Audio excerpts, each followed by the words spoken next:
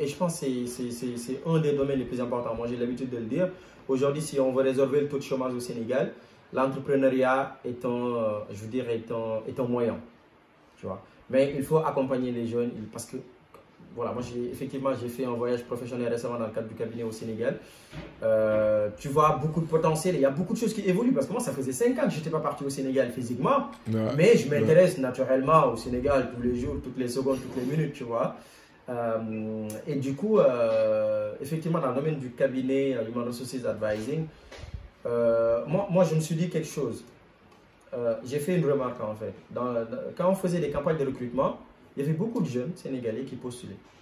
Mais quand je voyais la façon dont ils postulaient, enfin, ça m'intriguait, ça me choquait énormément. Parce que tu vois, quelqu'un, tu lances un poste. Moi, j'ai lancé des postes au Sénégal, de recrutement sur des postes de consultant en communication et développement, par exemple. Et on avait des gens, lorsqu'ils candidataient, ils ne me mettaient que le CV en pièce jointe. Il n'y a pas de bonjour. Non, que le CV en pièce jointe. Il n'y a pas d'objet, réponse, il n'y a rien. Ils ne me mettent que le CV. C'est extraordinaire. Ah non, quelquefois, ils ne me mettent que le CV. Quelquefois, le CV, il est en Word. Donc, ça veut dire que moi, j'ouvre le CV avec mon ordinateur. Le CV, il est désintégré.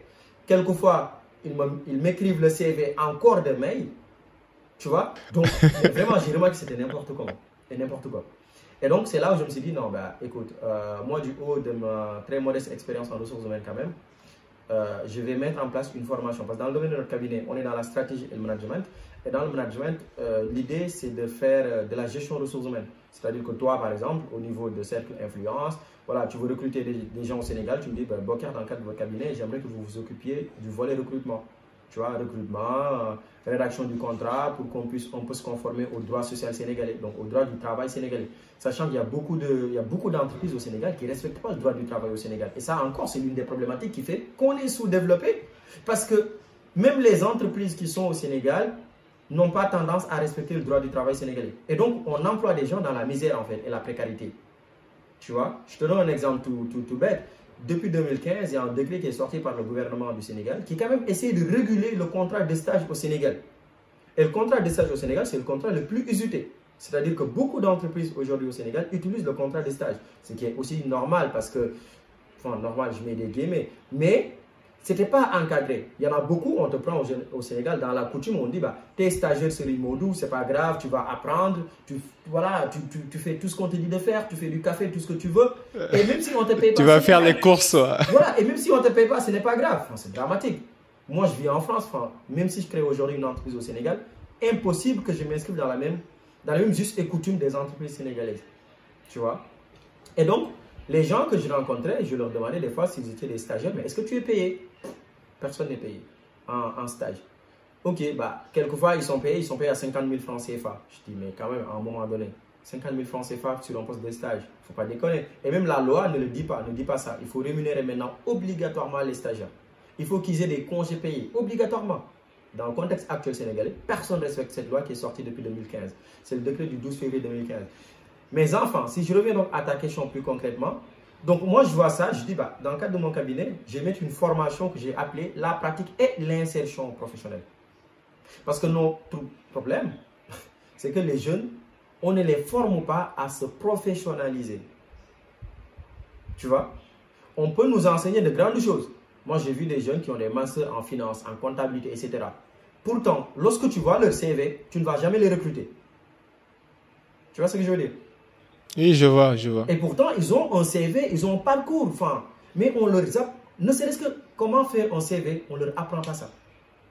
Surtout l'art de se vendre aussi, quoi. L'art de se vendre. L'art de se vendre. Et d'ailleurs, dans le cadre de ma formation, je le dis aux jeunes, parce que là, on va lancer la deuxième édition de la formation, parce que j'avais fait la première promotion et là, on lance la deuxième à partir du 15 juillet. Et je ferai toujours au Sénégal le dernier cours, je le ferai à Dakar entre le 23 septembre et le 2 octobre. Parce que voilà, moi j'ai très envie de faire les cours en ligne, mais tu vois, j'ai envie de les voir physiquement, tu vois, pour les conseiller et parler avec eux. C'est quelque chose qui me tient à cœur. Et donc, c'est ce qu'on a fait récemment au Sénégal, dans le cadre de la première promotion. Et donc, moi je leur dis que dans le marché du travail, vous êtes des produits. C'est de la même façon où, par exemple, la fête de Tabaski, notre papa là, il va aller, les moutons là, on ne va pas prendre n'importe quel mouton, hein. Ouais. Tu vois, on prend un bélier avec des cornes, tu vois, qui est bien foutu, etc., etc. On ne va pas prendre n'importe. Et je leur dis, dans le marché du travail, c'est la même chose. Vous êtes des produits.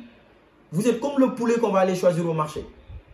Ça veut dire quoi? Il faut bien vous vendre.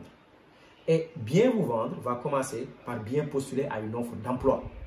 Et bien postuler veut dire quoi? Faire un CV bien, une lettre de motivation, répondre correctement à une offre d'emploi. Et c'est ce que je leur enseigne dans le cadre de cette formation que j'appelle la pratique et l'insertion professionnelle. Comment bien se vendre, comment réussir en entretien de recrutement, comment, on va dire, se professionnaliser dans le contexte sénégalais, maîtriser le contrat de stage, parce que bon, il est important que des jeunes connaissent le contrat de stage. Il y en a beaucoup, ils ne le connaissent pas. Ils vont aller faire un stage, mais ils ne savent même pas que ça a été régulé. Ils ne savent même pas qu'ils ont le droit d'être payés.